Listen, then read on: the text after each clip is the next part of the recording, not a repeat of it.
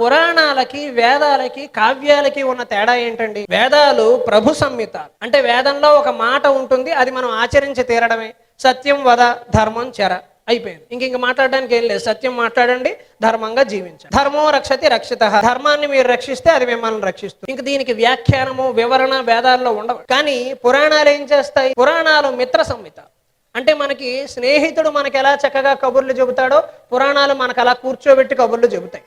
ధర్మో రక్షతి రక్షిత అన్నారు, తెలుసా వేదంలో అన్నారు. అంటే అన్నారులే కానీ ఎలాగో ఉదాహరణ చెప్పాలి కదా అంటాడు. పురాణంలో ఒక అద్భుతమైన కథ ఉంది, ఆ కథ వింటే నీకు అది అర్థమవుతుందని చెప్పి కథను చెబుతాం. మరి కావ్యాలని వేటితో పోల్చారండి? కావ్యాలని కాంతా సంహితాలు అన్నారు. అంటే ఒక సినిమా ఎలా మనకి మనోరంజకంగా ఉంటుందో కావ్యాలు అలా మనోరంజకంగా ఉంటాయి. అంటే ధర్మో రక్షతి రక్షిత అనే వాక్యాన్ని పురాణం ఒక కథ రూపంలో చెబుతుంది.